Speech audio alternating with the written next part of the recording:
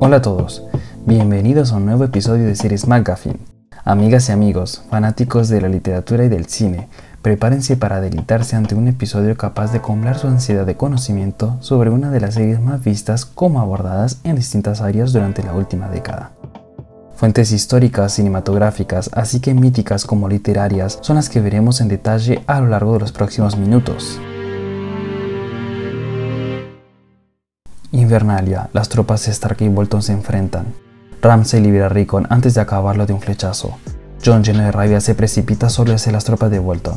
Al instante, es una mezcolanza brutal y sanguinaria la que se lleva a cabo. Encerrados en un círculo por las tropas de Bolton, la amada Stark está a punto de ser exterminada. En ese mismo instante, la llegada de los caballeros del Val, dirigidos por Littlefinger y Sansa, vienen al rescate. Ramsay huye hacia el castillo de Invernalia, acepta enfrentarse contra Jon Snow y ya sabemos cómo termina esta historia. Jon pide que los restos de Rickon descansen en la cripta abajo del castillo. Más tarde, Sansa visita a Ramsay, prisionero, y hace que este sea devorado por sus propios perros. Numerosas son las fuentes históricas de esta batalla.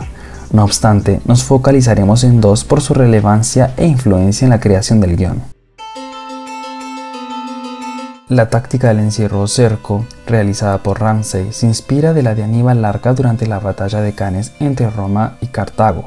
Los guerreros aplican el principio de la falange macedónica, todos en rangos, ajustados y protegidos de sus escudos para enseguida aniquilar a sus enemigos. Dicha formación fue en realidad inventada 3 milenios antes de Cristo en la antigua Mesopotamia y utilizada más tarde durante las conquistas de Alejandro Magno. Jon, por poco ahogado en esa pirámide de cadáveres y malheridos, logra salir con vida. Imagen fuerte, inspirada directamente de la Guerra de Secesión, sobre todo de las batallas de Gettysburg y Spotsylvania, ambas en los años 1863 y 1864, las cuales cuentan con decenas de miles de muertos en menos de 10 días.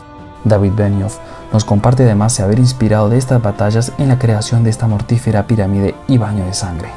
La batalla de los bastardos nos rememora numerosas batallas ya vistas en la pantalla grande. La secuencia del regreso a Cold Mountain, el personaje de Jude Law, se encuentra tan asfixiado como Jon Snow.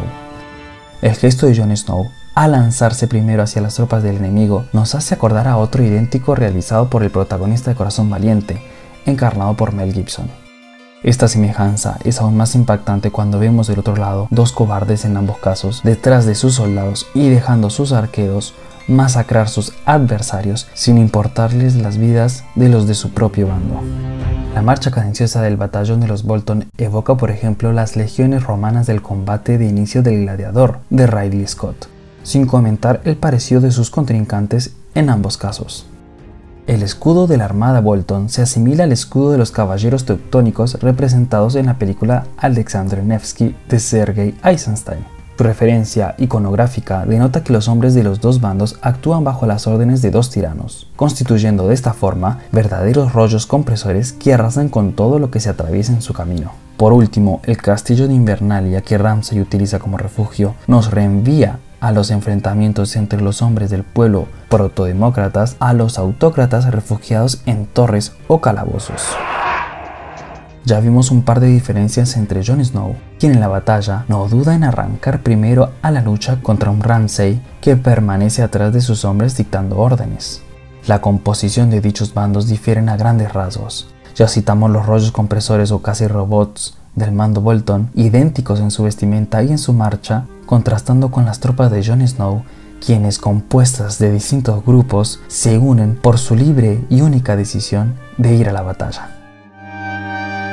Los dos protagonistas son dos hijos ilegítimos. Ramsay es asimilado al arquetipo literario medieval nefasto en una sociedad que a partir del siglo XI sacraliza el matrimonio.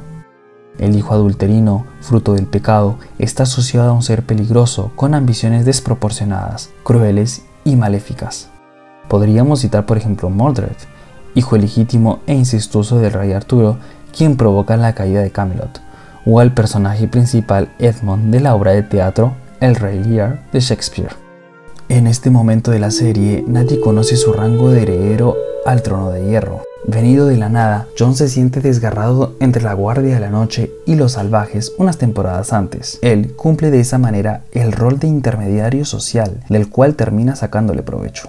Líder, capaz de unir lazos y quebrar tradiciones, termina por construir su propio reino. Jon encarna un verdadero self-made man, una individualidad plena que por su posición singular se emancipa de las castas antiguas y de las ataduras de la tradición. Su personaje nos hace pensar a otros bastardos heroicos contemporáneos, tales Harry Potter, quienes desde muy abajo han tenido que luchar para sobrevivir.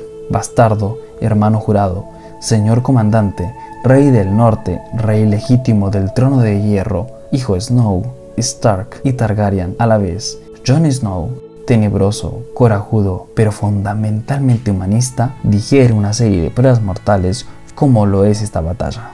Pero son al final estas mismas que estimulan su estatus firmemente de héroe.